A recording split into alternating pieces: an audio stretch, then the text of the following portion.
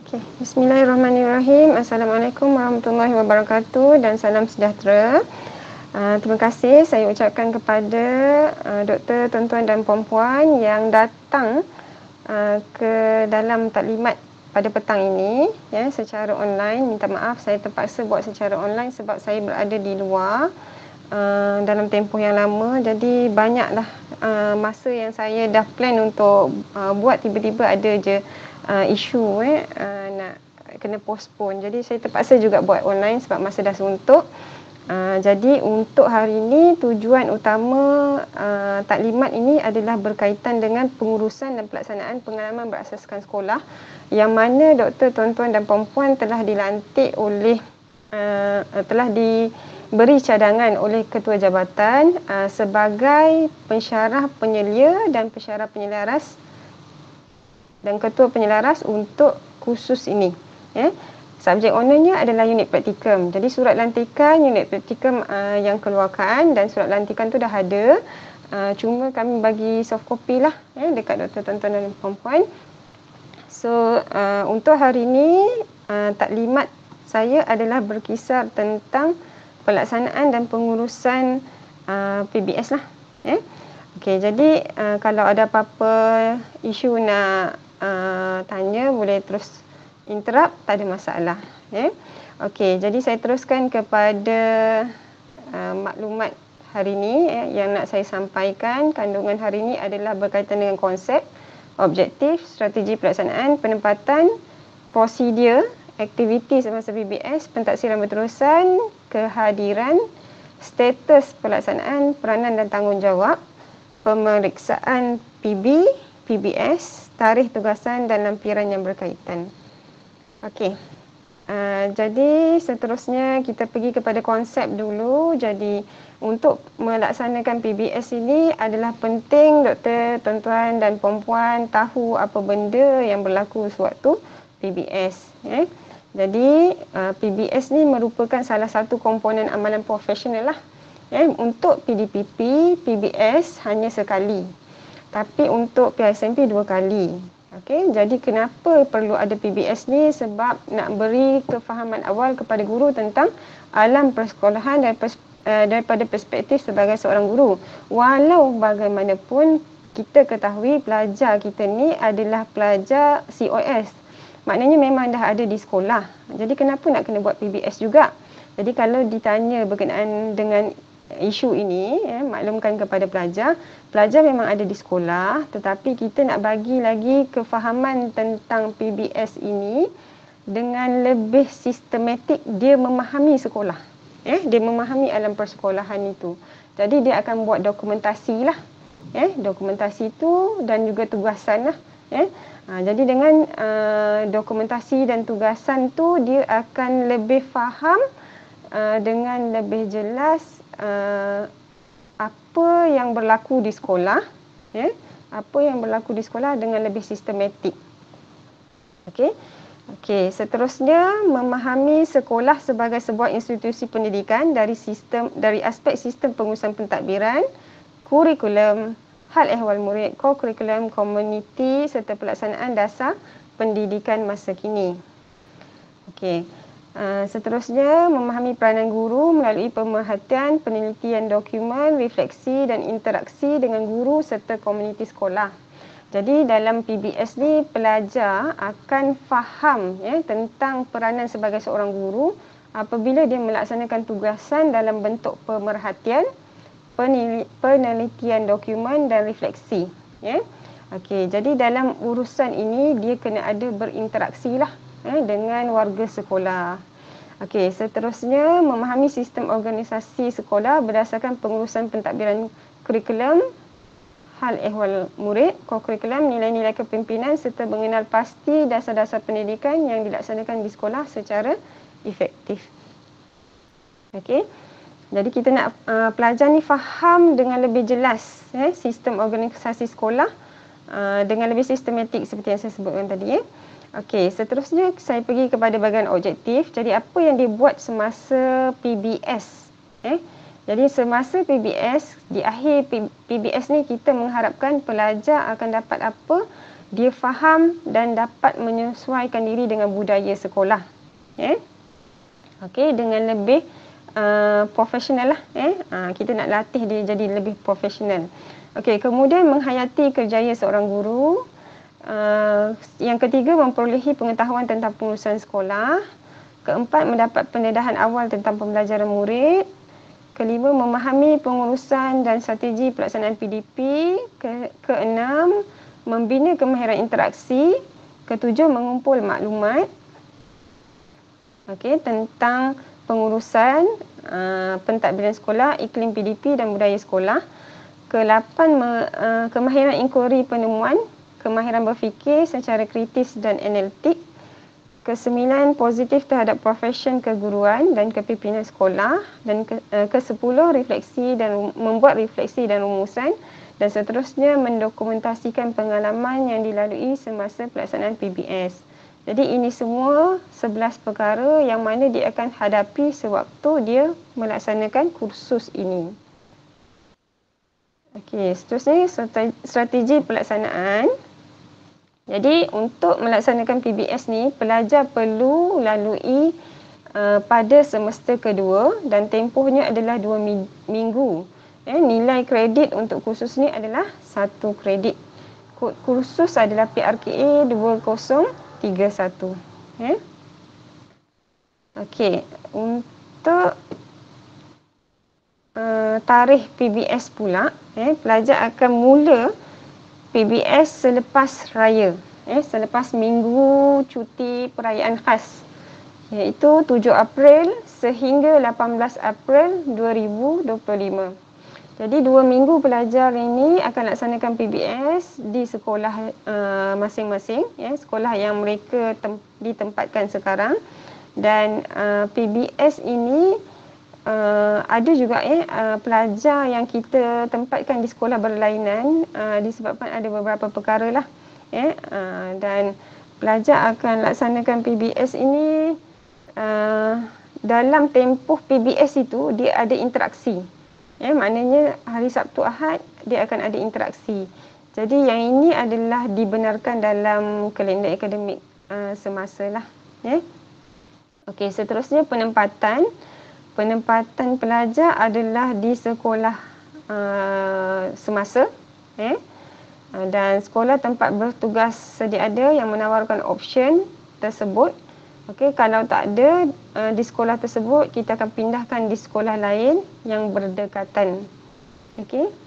Dan setakat ini tak ada lagi aduan yang pelajar tak ada di tempat option.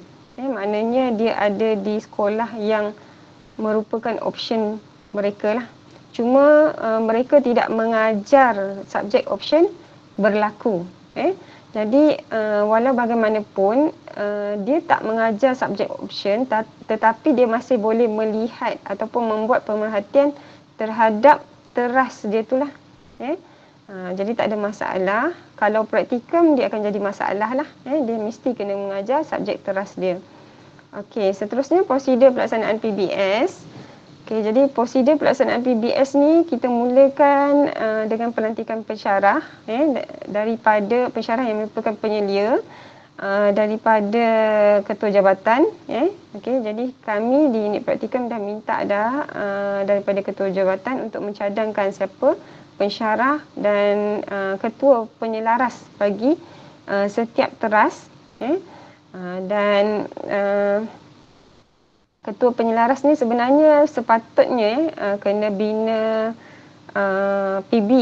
Okey, tetapi unit praktikum dah mudahkan, PB kami dah bina. Okey, dah pun lalui proses verifikasi. Cuma nanti apabila proses moderasi, proses lain, kami memerlukan khidmat daripada ketua penyelaras ini untuk menyelaras semua tugasan ini. Okey. Penilaian PBS merupakan 100% daripada markah pentaksiran berterusan bidang teras. Hasil aktiviti PBS akan dibincang bersama pensyarah yang berkenaan semasa sesi interaksi kuliah dan sesi refleksi. Jadi untuk kes ini, unit praktikal membincangkan bersama pelajar di penghujung semester pelajar. Kita bincang secara, kita buat refleksi ini secara menyeluruh. Kita tak bagi kepada pensyarah, penyelaras ataupun penyelia untuk membuat perbincangan. Walau bagaimanapun kita galakkan jika pensyarah nak hadir dalam sesi refleksi itu. Okey. Kita pergi kepada bahagian seterusnya, wajaran. Okey, pelajar akan buat tugasan. Sorry, kat situ ada typo sikit, bukan PBS 1 PBS sahaja. Okey, pelajar akan buat tugasan PBS di mana ada 3 bentuk tugasan: portfolio, laporan pemerhatian, kajian kes. Okey, jadi portfolio ni 30%, wajaran markahnya, laporan pemerhatian 40% dan kajian kes adalah 30%. Jadi aktiviti semasa PBS, pelajar perlu melengkapkan maklumat PBS dan diserahkan bersama-sama tugasan PB kepada penyelia jabatan di bidang teras masing-masing, penyelia yang dilantik. Kemudian pelajar dikehendaki melaksanakan tugasan berdasarkan semua aspek yang ditetapkan oleh jabatan bidang teras, maknanya dalam tugasan tersebutlah, dalam tempoh PBS. Dan pelajar perlu menyerahkan tugasan kepada pensyarah yang dilantik untuk dinilai. Dan masa pelaksanaan PBS ini, tugasan lain tidak boleh dilaksanakan. Dan tiada kuliah. Okey, kalau tengok poin yang terakhir ni, macam mana pula isu pelajar kena pergi kuliah pada hari Sabtu Ahad. Dan kita dah bincangkan dalam peringkat jabatan, antara jabatan, kami dengan JKA, apabila kita lihat kuliah dia berlaku pada hujung minggu, jadi tak ada masalah lah. Dan untuk pelajar yang berada di utara, Kedah kalau tak silap saya, ada seorang Kedah, Sabtu Ahad tu sekolah, tetapi dia tak boleh nak laksanakan PBS waktu tu, dan dia jadi kurang hari. Jadi pelajar ni secara automatik dia kena lengkapkan kehadiran lah. Dia kena lengkapkan kehadiran pada minggu yang berikutnya untuk meluluskan dia dalam PBS ni. Sebab PBS ni syarat wajib lulus adalah selain daripada PB, mesti kehadiran dia 100%, 90 ke 100%. Okey, seterusnya status pelaksanaan PBS. Okey. Pelajar perlu menyempurnakan PBS mengikut struktur program yang telah ditetapkan sebagai prasyarat menjalani praktikum. Jadi pelajar akan buat semua lampiran-lampiran yang ada dalam PBS. Okey, jadi lampiran-lampiran ni saya akan tunjukkan nanti selepas di penghujung slide ini. Dan kalau doktor, tuan-tuan dan puan-puan nak dapatkan slide ni, sebenarnya dah ada kat slide ni saya akan masukkan dalam YouTube. Belum ada lagi tapi saya akan masukkanlah. Okey, seterusnya pentaksiran berterusan. Okey, yang ini penting. Apa yang pelajar perlu buat semasa tugasan PBS? Saya dah maklumkan tadi ada 3 tugasan pelajar, iaitu portfolio, laporan pemerhatian dan kajian kes. Jadi untuk portfolio, pelajar perlu buat ataupun bina portfolio berkaitan dengan pengurusan dan pentadbiran dan dasar pendidikan. Okey, portfolio ni ada soalan dia dalam YouTube. Pelajar buat mengikut kepada kerangka yang telah unit praktikum sediakan. Maknanya template tu dah ada. Jadi pelajar penuhkan ruang-ruang template itu dengan melengkapkan isi-isi mengikut kepada keperluan section tersebutlah, section pada portfolio tersebut. Jadi portfolio ni ada di YouTube, dalam PBS PDPP, portal PBS, site PBS PDPP, dan pelajar boleh download di situ. Okey, dan portfolio yang pelajar buat bukan dalam bentuk filing sebab kita susah nak simpan. Jadi kita minta pelajar binding tape. Binding tape macam tugasan-tugasan lain. Okey, seterusnya laporan pemerhatian 40%. Jadi pelajar perlu berada di sekolah, pelajar semasa PBS, dia berada di sekolah, dia kena buat pemerhatian. Jadi macam mana dia nak buat pemerhatian? Pemerhatian ni berstruktur. Dia akan buat pemerhatian berdasarkan soalan yang diberi. Fokus kita kepada disiplin sekolah. Pengurusan komuniti, peraturan dan disiplin sekolah. Okey. Jadi pelajar akan buat pemerhatian. Macam mana dia nak buat pemerhatian? Sebelum dia buat PBS ni, sepatutnya dia kena bersedia dengan instrumen pemerhatian. Okey, apa dia instrumen pemerhatian?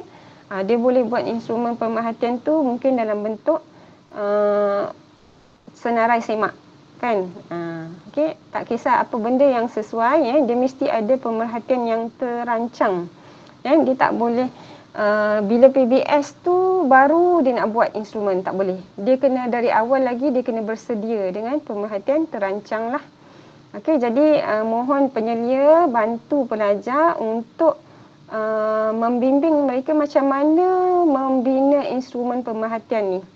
Supaya bila waktu PBS tu dia cukup, dia nak perhatikan perkara yang berkaitan dengan soalan tu, data yang dia dapat cukup untuk dia buat laporan pemerhatian untuk 40% markah ini. Okey, seterusnya kajian kes. Jadi pelajar akan hasilkan kajian kes daripada refleksi berkaitan dengan isu terhadap isu berkaitan pengurusan pentadbiran dan komuniti budaya sekolah.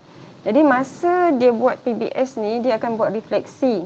Jadi daripada refleksi tu, dia ambil satu isu yang paling dia pilih lah. Ada banyak isu, jadi dia pilih satu isu. Lepas dia buat refleksi kan dia dapat isu. Jadi isu tu dia akan buat kajian kes. Dia buat satu penulisan ilmiah dalam bentuk kajian kes lah. Okey, dan format kajian kes ni ada, unit praktikum sediakan. Tapi markah ni 30%. Dan kredit untuk PBS adalah 2. So jangan terlalu menekan pelajar buat kajian kes ni macam kajian tesis. Jadi kajian kes ini dia ada jumlah perkataan dia. Jadi hanya cukup untuk jumlah perkataan itu, dan jangan terlalu menekan pelajar sampai buat terlalu tebal. Jadi tulis ikut kerangka yang diberikan oleh unit praktikum. Okey, so yang ini soalan dia. Dan aspek kriteria penilaian dia HP 9 untuk tugasan 1, kemahiran personal.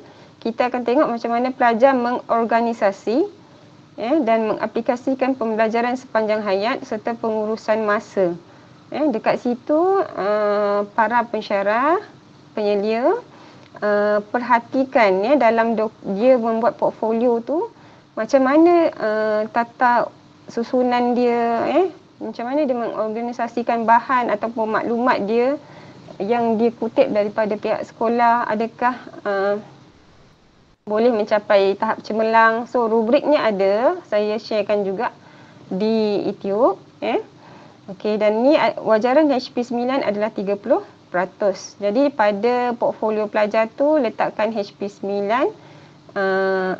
HP 9 bila marking tu letakkan HP 9 dan jumlah markahnya. Okey, seterusnya tugasan 2, laporan pemerhatian. Okey, untuk laporan pemerhatian, HP yang terlibat adalah HP 2, kemahiran kognitif, dan HP 8, kepimpinan, autonomi dan tanggungjawab. Okey, jadi dekat HP 2 ini dia ada, kita akan tengok pensyarah penyelia akan tengok bagaimana pelajar menganalisis, kemudian mengenal pasti dan menganalisis masalah, menilai, memilih dan menyusun tata cara penyelesaian alternatif. Okey, jadi dalam pemerhatian tu macam mana dia membuat tata cara penyusunan untuk membuat pemerhatian. So ada tak terancang? Macam contoh dia ada senarai semak, maka dia ini mempunyai usaha untuk menganalisis maklumat secara terancang. Okey, kemudian kepimpinan autonomi dan tanggungjawab, bagaimana dia mengorganisasi autonomi membuat pilihan dan keputusan berasaskan pertimbangan jiwa pendidik dan potensi memimpin, potensi memimpin. Okey, ini untuk laporan pemerhatian. Seterusnya untuk tugasan 3, kajian kes. Okey, kajian kes ni ada HP2 sahaja, iaitu kemahiran kognitif. Bagaimana pelajar membuat, mencipta kajian kes tu, menulis kajian kes itu. Okey, adakah kajian kes dia tu ditulis dengan ada sifat autentik dia sendiri, maknanya bukanlah ada unsur-unsur plagiat ke apa ke, kritis tak. Okey, kemudian membina pengetahuan baru yang bermakna dalam dunia sebenar. Okey, dia dapat tak membuat satu perkaitan tentang apa yang dia lalui semasa PBS ini. Dia menceritakan ada input baru yang dia terima, dia mendapat ilmu binaan di situ. Okey, jadi HP2 ini 30% markahnya. Okey, dan kat sini ditulis jumlah patah perkataan adalah 1,500 patah perkataan. Okey, dan ini merupakan projek KPPB dengan big idea pengurusan pentadbiran komuniti dan budaya sekolah strategik pembangkit generasi baharu berkualiti. Okey, seterusnya tempoh pelaksanaan PBS saya dah sebutkan tadi, tetapi saya nak tekankan di sini, selepas pelajar pergi PBS 2 minggu tu, hanya ada 1 minggu sahaja tambahan untuk pelajar membuat laporan yang berikutnya. Maksudnya membuat portfolio, membuat penulisan kajian kes dan membuat tugasan yang kedua itu, tugasan laporan pemerhatian. Jadi hanya ada 2 minggu sahaja. Okey. Ada 3 minggu saja, 2 minggu untuk PBS, seminggu lagi untuk dibuat tugasan. Okey, kenapa hanya ada 1 minggu tambahan? Sebab sepatutnya penyelaras PB telah maklumkan bahawa tugasan PB ini akan diverifikasi awal, walau bagaimanapun disebabkan oleh tak ada exam. So untuk PBS ni dia lambat dilaksanakan, maka diberi ruang untuk dianjakkan lewat sedikit untuk hantar tugasan ini untuk diverifikasikan. Okey, seterusnya kehadiran pelajar semasa PBS adalah wajib. Okey, jika pelajar tak hadir sebab sakit, cedera ataupun ada sebab-sebab tertentu, kemalangan ke apa, mesti ada dokumen sah daripada doktor, daripada pegawai perubatan. Okey, dan pelajar yang tak lengkap PBS, tak cukup kehadiran, dia perlu melengkapkan kehadiran. Okey, pelajar yang ada sekolahnya mengambil cuti umum lebih daripada 1 hari ataupun cuti peristiwa, maka perlu ganti. Okey, kalau lebih 1 hari, kalau 1 hari tak apa. Okey, kemudian penempatan semula pelajar di sekolah berdekatan dengan IPG jika waktu PBS tu tak cukup, tetapi disebabkan pelajar berada di sekolah berkhidmat, jadi maka kita gunakan sekolah yang sama jugalah untuk gantikan hari PBS yang tidak cukup itu. Okey, ini adalah jadual tentang kehadiran PBS. Okey, kehadiran dia mesti 90% ke atas. Bila 90% ke atas, untuk PBS ni hanya ada 2 minggu, 10 hari. Jadi 1 hari tidak hadir sudah mencapai 90% kehadiran. Maka kalau hari kedua dia tak hadir, 2 hari dia tak hadir, dia perlu ganti 1 hari untuk kehadiran tersebut. Okey, kalau kehadiran kurang 70%, dia kena ulang PBS. Okey, setakat ni dalam maklumat unit praktikum hanya ada 2 orang pelajar yang akan tangguh PBS. Ya. Okey, seterusnya kehadiran PBS wajib. Status pelaksanaan PBS. Okey, status pelaksanaan PBS, pelajar perlu menyelesaikan tugasan PB dan lulus PBS sebagai prasyarat untuk pergi ke praktikum, untuk melaksanakan praktikum pada SEM hadapan. Okey, elemen yang perlu dilengkapkan sebagai syarat menyempurna PBS adalah menyiapkan PB, melengkapkan portfolio, kehadiran dan melengkapkan laporan perkembangan pelajar. Laporan perkembangan pelajar adalah daripada pihak sekolah. Okey, peranan dan tanggungjawab pensyarah. Jadi kenapa perlu ada pensyarah penyelia untuk pelaksanaan PBS? Jadi unit praktikum memerlukan penyelia bagi PBS. Pelaksanaan PBS ni disebabkan oleh pelajar perlu dibimbing. Pelajar perlu dibimbing semasa melaksanakan PBS. Jadi bukan sifat penyelia ini mengajar, tetapi dia membimbinglah. Jadi pensyarah penyelia boleh bantu pelajar dalam aspek gerak kerja pencarian maklumat untuk dia melengkapkan tugasan. Bukan mengajar macam kuliah tu, tetapi bantu dia dari segi khidmat nasihat, kemudian mendapatkan sumber rujukan yang betul, seterusnya memastikan hasil pembelajaran kursus tercapai, memeriksa tugasan pentaksiran, dan nama pensyarah penyelia juga akan dicatat pada tugasan hadapan pelajar yang dibimbing, dan semua pensyarah penyelia IPG adalah layak untuk menjadi penyelia PBS, tidak mengikut kepada teras sahaja. Maknanya jika pensyarah berada di luar bidang pelajar semasa, contohnya pensyarah sejarah, boleh tak dia bimbing pelajar bahasa? Boleh. Dia boleh bimbing.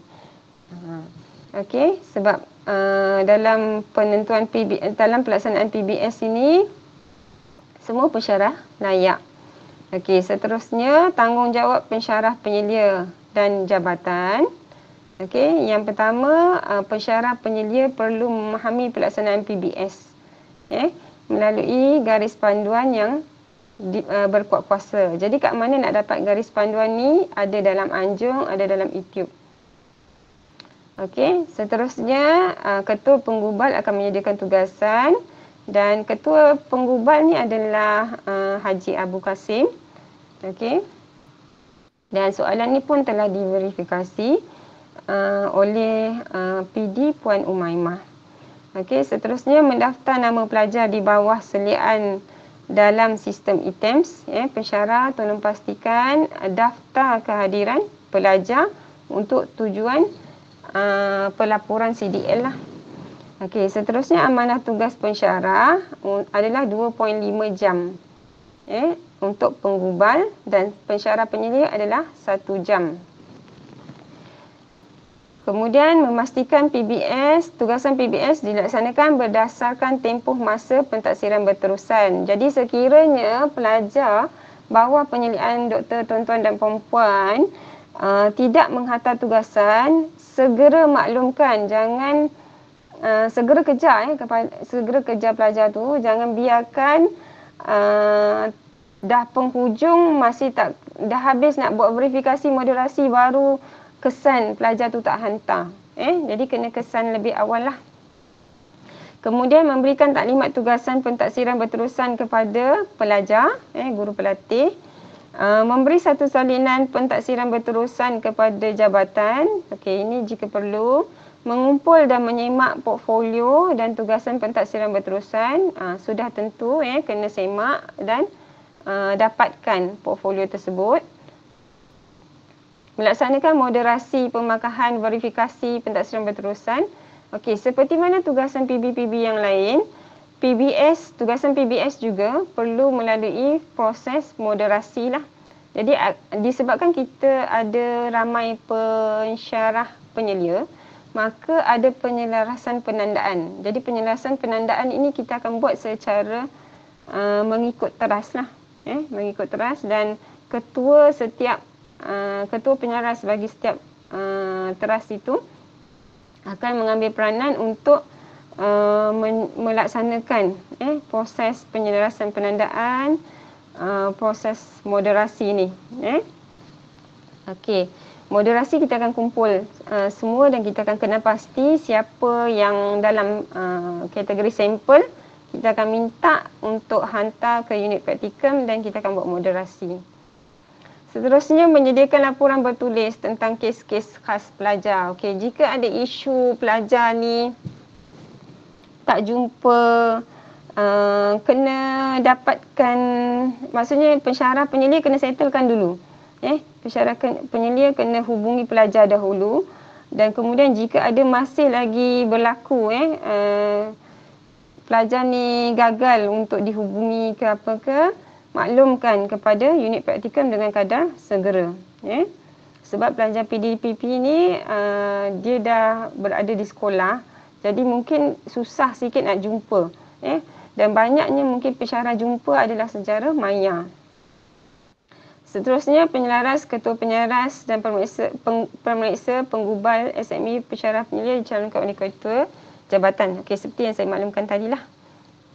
Okey, pensyarah penyelia perlu pastikan tugasan PBS dilaksanakan berdasarkan mengikut tempoh masa.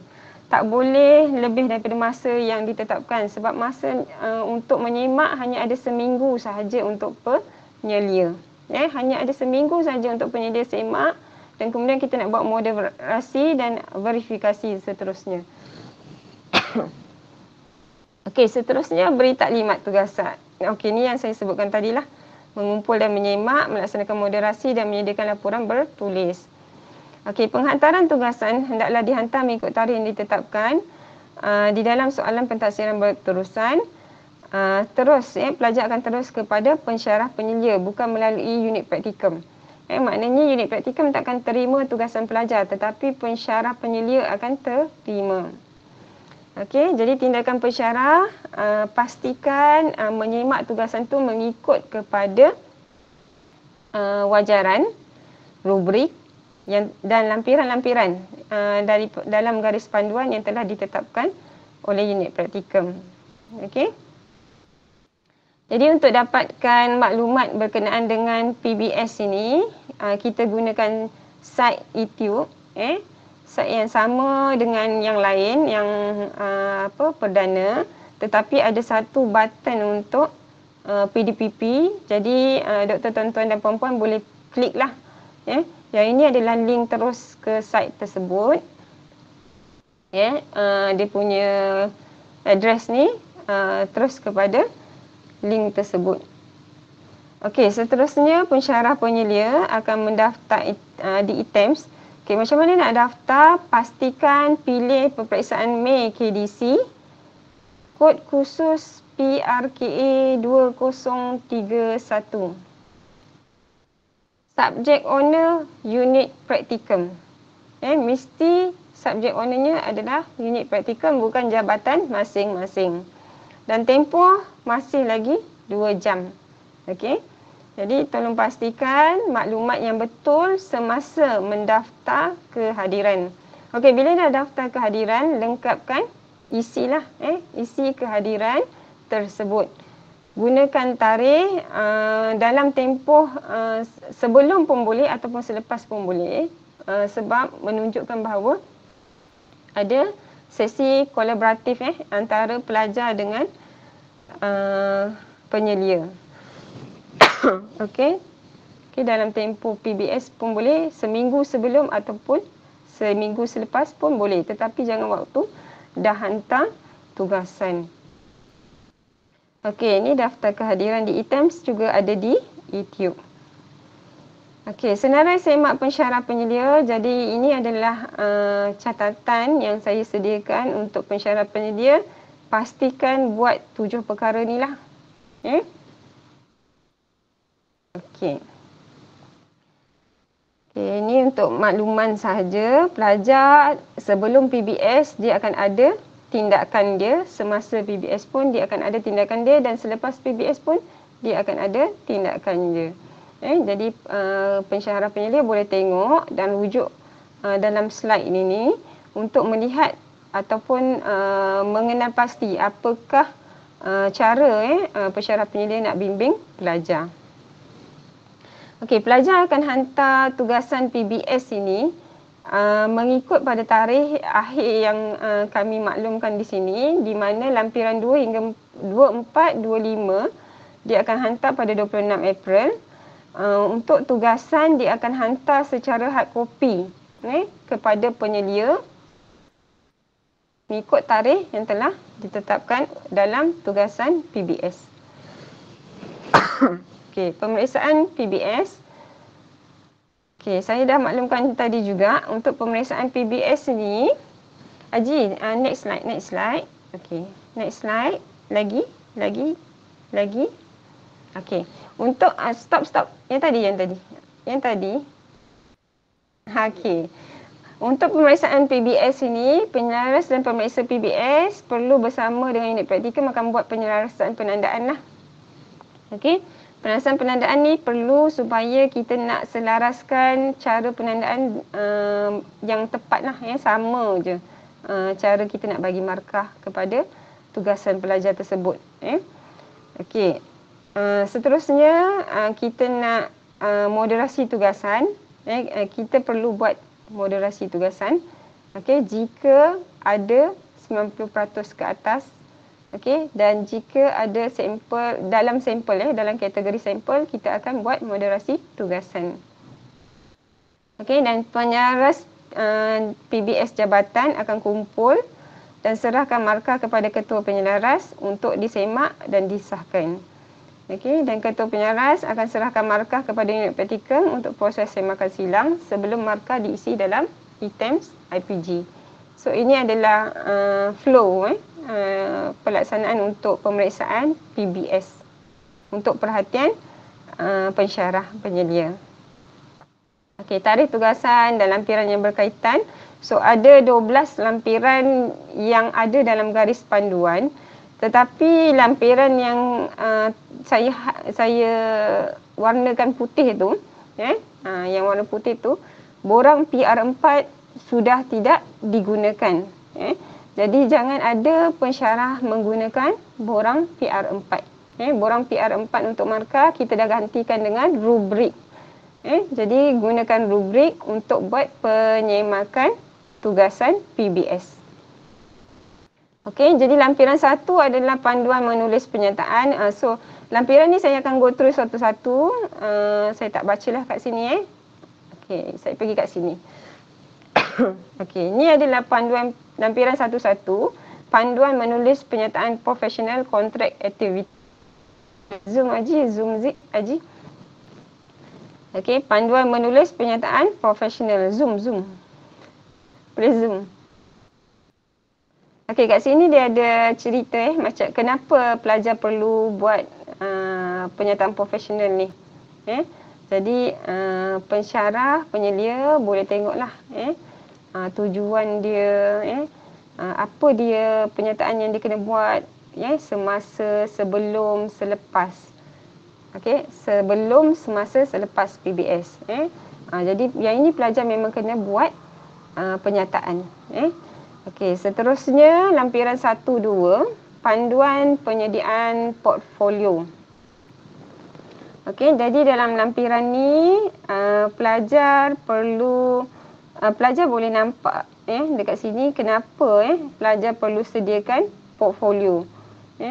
Jadi di sini juga ada dinyatakan ciri-ciri portfolio yang pelajar perlu sediakan dan tanggungjawab pelajar untuk menyediakan portfolio tersebut. Okey, next Haji, next. Lampiran 1-2. 1-2 Haji. Okey, ni panduan penyediaan portfolio. Okey, seterusnya lampiran 1-3. Ni yang Haji tunjukkan ni portfolio tu kenapa pelajar perlu buat. Jadi pensyarah boleh faham di sini kenapa perlunya portfolio itu.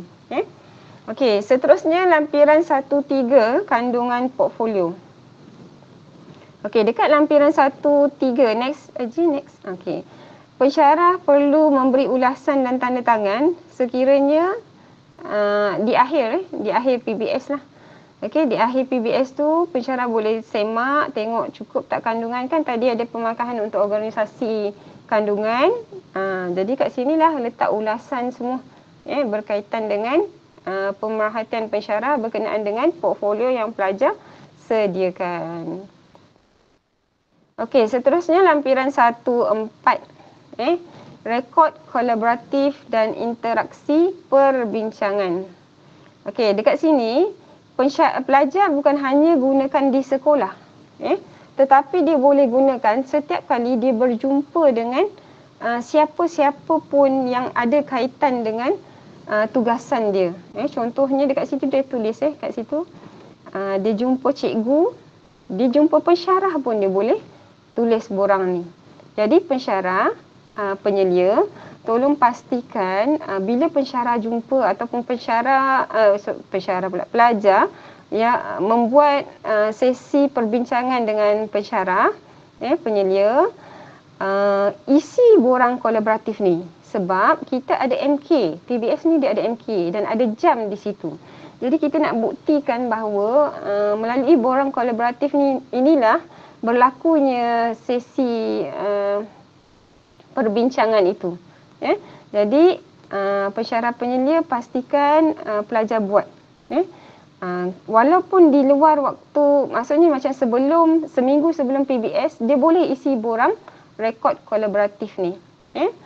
Okey. Dan pensyarah tanda tangan lah dekat bahagian bawah tu, setiap kali sesi bimbingan dilaksanakan. Okey, nak tandakan di penghujung masa buat semakan tu pun boleh. Okey, seterusnya ni saya nak tunjukkan lah MK PBS ni yang mana menunjukkan ada sesi jam interaksi di situ. Jam pembelajaran terarah untuk lain-lain, jam pembelajaran terarah untuk EP. Jadi gunakan borang kolaboratif untuk membuktikan jam inilah. Okey, seterusnya lampiran 1.5 penulisan refleksi. Jadi pelajar akan tulis refleksi semasa PBS. Jadi dia dapat kena pasti satu isu, dia buat refleksi. Okey, dan daripada banyak-banyak refleksi ni dia akan ambil satu isu yang besar, dia akan buat tugasan yang ketiga, kajian kes. Okey, seterusnya dia akan tulislah refleksi pada borang lampiran 1.6. Okey, kemudian saya pergi kepada lampiran 1.7. Lampiran 1.7 ini adalah maklumat umum sekolah. Okey. Lampiran 1.8 ini adalah panduan penyediaan kajian kes. Jadi daripada lampiran ini 1.8 ni pelajar akan buat kajian kes.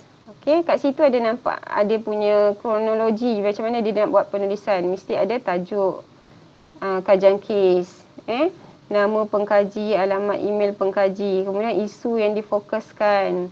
Dia macam tulis artikel kajian kes dia. Okey, tetapi jangan terlalu tebal. Ambil satu isu yang dia fokuskan, kemudian dia bincangkan dalam bentuk kajian kes. Dia buat penulisan dalam bentuk kajian kes. Okey, seterusnya lampiran 1.10 borang kehadiran. Okey, borang kehadiran ni pelajar perlu lengkapkan dengan pengesahan pengurus sekolah. Dengan pengesahan pengurus sekolah. Lampiran 1.11 inilah laporan perkembangan pelajar yang mana pentadbir sekolah yang akan isi. Pentadbir sekolah yang akan isi. Jadi doktor, tuan-tuan dan puan-puan, tengok borang ni, pastikan pelajar lengkapkan maklumat dengan tanda tangan pihak sekolah, pentadbir sekolah. Okey, yang ini juga penting, borang kerja khusus. Dekat sinilah markah yang akan pensyarah penyelia isi. borang ni kita dah bekalkan kepada pelajar dan pelajar akan masukkan di dalam serentak di dalam dia punya portfolio lah. Dia akan bukukan sekali dalam portfolio dia. Dan untuk borang 1.12 ni, lampiran 1.12 ni, saya suka nak ambil item yang kedua tu, laporan pemerhatian. Sebab apa? Laporan pemerhatian ni dia ada 2 HPP. Jadi markahnya tu dipecahkan kepada 2 HPP. Maka doktor, tuan-tuan dan puan-puan, tolong letakkan markah dalam pecahan HPP, bukan dicampurkan. Okey, borang ni saya dah tambah baik, ada di dalam eTube. Saya dah sediakan dua ruang untuk markah HPP 2 dan HPP 8. Jadi jangan campurkan markah tu, sebab nanti bila nak isi borang lampiran 0401, maka adalah mudahlah. Okey. Jadi di setiap tugasan pelajar tu dia mesti ada cover page yang dia download daripada items. Sebab apa? Dekat situ ada maklum balas tugasan. Jadi kita akan minta pelajar isi maklum balas, buat tanda tangan maklum balas, menerima maklum balas tugasan daripada penyelia lah. Okey, seterusnya tata cara lapor diri ke sekolah ni tak ya. Okey, informasi PBS ada di YouTube. Okey, itu sahaja berkenaan dengan PBS. Ada apa-apa soalan tak nak tanya? Hadirin jangan lupa ya, saya dah letakkan link, sila-silakan, sudi-sudikan. Ada yang tak ada nama tu, boleh PM saya, nanti saya register di belakang. Terima kasih. Okay, ada soalan nak tanya tak?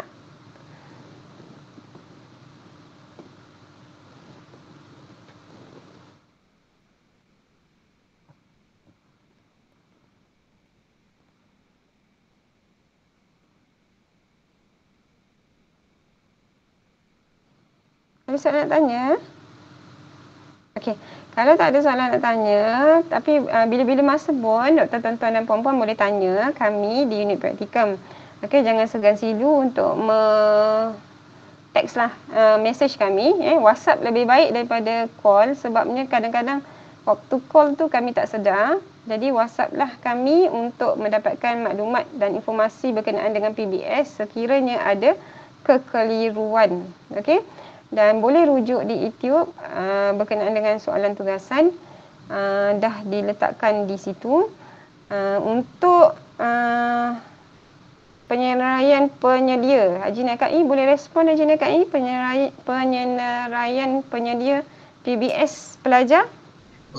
Saya macam terlupa, semalam saya ada edarkan. Saya pun tak pasti di manakah keberadaan dia. Sebentar ya. Okey.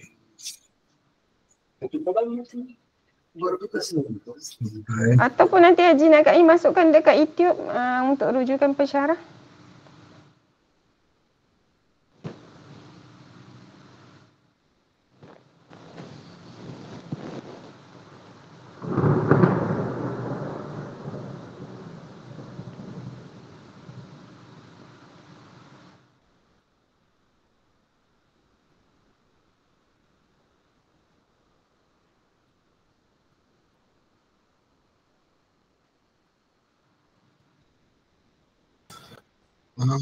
Setakat ni yang saya tengok JSS saja ada isi. Saya cuba try kongsi kejap.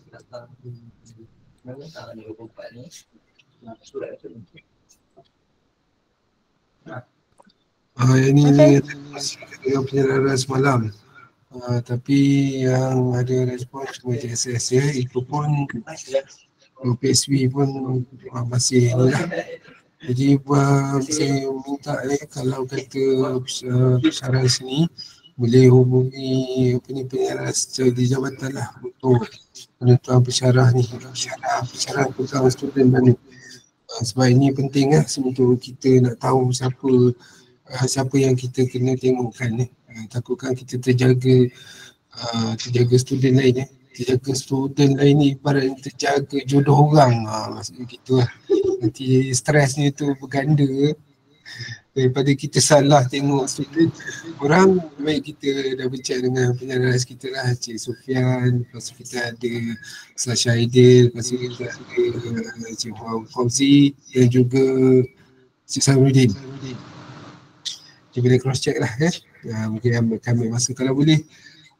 Kalau boleh saya nak segeralah sebab boleh buat proses seterusnya untuk senarai untuk senarai senarai penempatan rasmi, rekaman rasmi. Tapi tak apa, kalau dah boleh settlekan, kita cuba settlekan.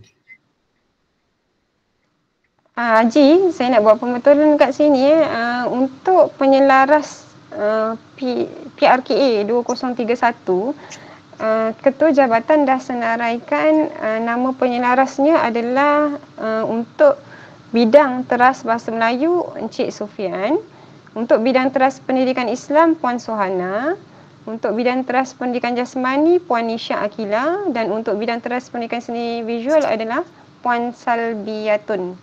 Okey, jadi penyelaras ni boleh terus gunakan ruang yang Haji Nakai sebutkan ini untuk meletakkan siapa penyelianya lah. Ya. Link boleh minta dengan penyaras Kalau rasa tak jumpa boleh PM saya, nanti saya hantarkan link. Okey, jadi jika tak ada apa-apa lagi info ataupun isu berkaitan dengan PBS setakat ini, saya ucapkan terima kasih di atas kerjasama doktor, tuan-tuan dan puan-puan dalam mendengar taklimat ini. Dan kita harapkan pelaksanaan PBS lepas ni akan lancarlah. Okey, itu saja. Sekian, terima kasih daripada kami Unit Praktikal di atas kehadiran doktor, tuan-tuan dan puan-puan. Assalamualaikum warahmatullahi wabarakatuh.